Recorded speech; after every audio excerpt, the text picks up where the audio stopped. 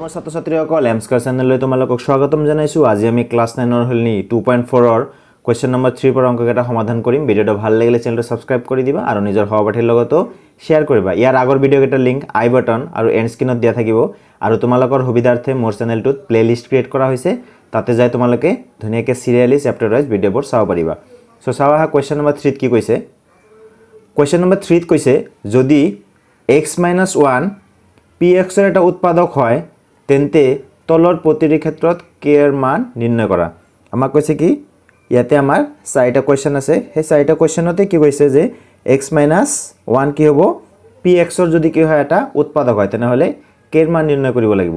আমি ইয়াৰ আগতে পাইছো যে উৎপাদক হলে কি কৰিব লাগিব। উৎপাদক উপপাদ্য মতে আমি কি কৰিম এইটোৰ আমি কি কৰিম শূন্য উলিয়াম। শূন্য উলিয়াই আমি ইয়াতে বহাই দিম। যদি উৎপাদক এটা হয় উৎপাদক হলে কি হ'ব লাগিব এইটো ইয়াৰ যেটো শূন্য হ'ব ইয়াতে বহাই দিলে কি হ'ব লাগিব 0 হ'ব লাগিব উৎপাদক উপপাদ্য মতে। আৰু যেহেতু আমাৰ অলৰেডি ইয়াতে মেনশন কৰি দিছে যে এটা উৎপাদক হয় ডিক্লেয়াৰ দিছে। সো আমি কি কৰিম ইয়াৰ যেটো শূন্য আছে ইয়াত বহাই দি = 0 লিখি আমি যেটো ভ্যালু পাম তারপর আমি k এর মান পাই যাম। সো এনেকে লিখিম আমি। সো আমাৰ দিয়া আছে এটো given কি দিয়া আছে আমাৰ px = x square plus x plus k. So আমাৰ এইটোৰ শূন্য উলিয়াব লাগিব।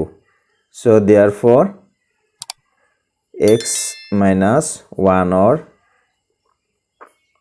শূন্য হ'ব। So আসুন x - 1 এর শূন্য কি হ'ব x - 1 এর শূন্য হ'ব +1. So x - 1 = 0 লিখো তেনেহলে x = -1 টো হিফালে +1 আমি ডাইৰেক্টলি লিখিলো x - 1 এর শূন্য হ'ব 1 হয় না = 1 তেনেহলে x - 1 এর শূন্য যদি 1 হয় তেনেহলে যেহেতু কৈ দিছে আমাৰ মেনশন কৰি দিছে যে এইটো ইয়াৰ এটা উৎপাদক। সো p1 = কি 0 হ'ব লাগিব। সো এখানে লিখিম আমি যেহেতু x - 1 px এর এটা উৎপাদক therefore যেহেতু এইটো এটা উৎপাদক সো উৎপাদক উপপাদ্য মতে p1 কি হ'ব 0 হ'ব p1 0 হ'ব therefore p1 = কি হ'ব 0 হ'ব। সো এতিয়া আমি কি কৰিম p1 সো ইয়াতে 1 বহাই দিম যত যত x আছে তাতে 1 বহাই দিম। So x square that is এটো হ'ব আমাৰ 1 square plus x that is 1 plus k আছে = 0. So by 1 square মানে 1 this is +1 plus k = 0 বা 2 plus k = 0. So k to এফালে রাখা 2 to হিফালে ললে কি হ'ব -2. So আমাৰ k এৰ মান উলিয়াবলৈ দিছিল। সো এটো ওলাই গল আমাৰ k এৰ মান। So therefore k = -2 বা এখিনিত आंसर ৰাখিলো কোনো কথা নাই। So this is our answer.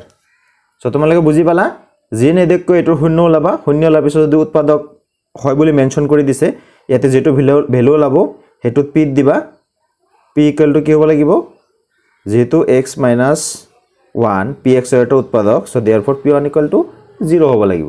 So next অংকটো আমি কৰিম। কোৱেশ্চন নম্বৰ 2 ত কি দিছে px = 2x² plus kx plus √2. So আগৰ নিচিনাই ফাৰ্স্ট লিখিলো আমাৰ কি দিয়া আছে আমাৰ px = 2x² plus kx plus √2. এবাৰ কি কৰিব লাগিব x - 1 এর শূন্য উলিয়াব লাগিব হয় না therefore x - 1 এর শূন্য = 1 যেহেতু আগৰ নিচিনাই লিখিম যেহেতু x - 1 px এর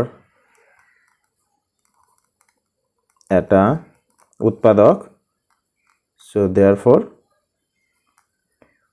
p1 = কি হ'ব লাগিব 0 হ'ব লাগিব। সো এতে ভ্যালু কেটা বহাই দিলে হল 1 that is ever 2 into 1 square plus kx that is k into 1 plus √2 = 0. 2 into 1 square মানে 2 plus k into 1 মানে k plus √2 = 0. যেহেতু k এর মান উলিয়াব লাগিব সো k টো আমি বাওফালে রাখিম বাকি গোটেখিনি সোফালে লৈ যাম। সো k2 ৰাখিলো 2 টো হেফালে লৈ যোৱা -2 √2 টো হেফালে লৈ যোৱা -√2 সো k মাইনাস কমন লোৱা 2 প্লাস √2 সো এটোই হ'ব আমাৰ k এর মান বুঝি পালা না so k = 2 plus minus common লৈ 2 প্লাস √2 সো এটোই হ'ব আমাৰ आंसर বা এটো ৰাখিলেও তোমালোকৰ সম্পূৰ্ণ শুদ্ধ এটা নেক্সট চাম আমি সো 3 নম্বৰত কৈছে px = kx² - √2x + 1 আছে সো আমি লিখি ললো কি দিয়া আছে given px = kx² - √2x + 1 so আগৰ নিচিনাই সো therefore x - 1 or শূন্য কি হ'ব +1 যেহেতু x - 1 px or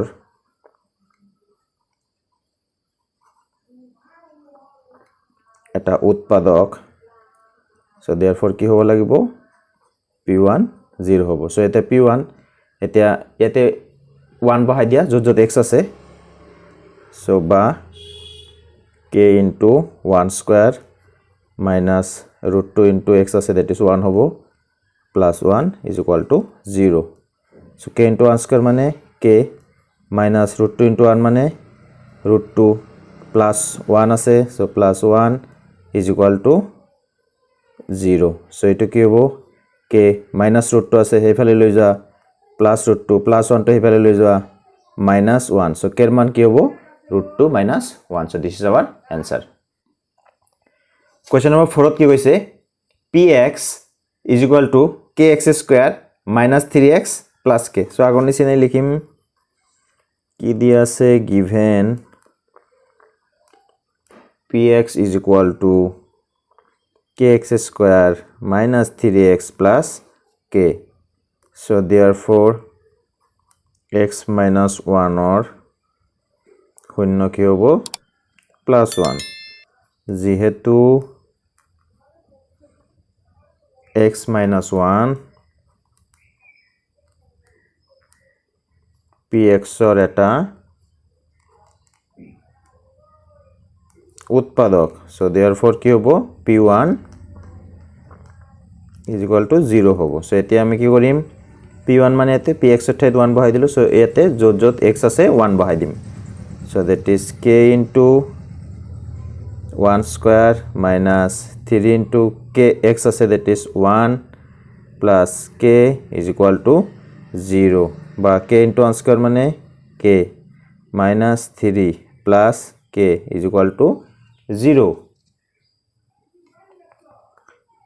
বা k plus k মানে twice k -3 = 0 so twice k রাখা এটো k এর মান যে তুলিব লাগিব -3 টো হেফাল লৈ যা মাইনাস আছে হেফাল লৈ গেলে কি হ'ব প্লাস so এটো 2k আছে so k 2k এর লগত কি আছে পূরণ হৈছে so হেফালে গলে কি হ'ব তলত যাব হয়না হরণ হৈ যাব that is 3/2 so k এর মান হ'ব 3/2 so this is our answer মৰমৰ ছাত্ৰ ছাত্ৰীসকল ভিডিওটো ভাল লাগিলে চেনেলটো সাবস্ক্ৰাইব কৰি দিবা আৰু নিজৰ সহপাঠীৰ লগতো শেয়াৰ কৰিবা তোমালোকে লাইক কমেন্ট কৰিবা তোমালোকৰ একটা লাইক কমেন্ট মোক এনেকা আৰু ভিডিও বনাবলৈ অনুপ্ৰাণিত কৰে thank you for watching this video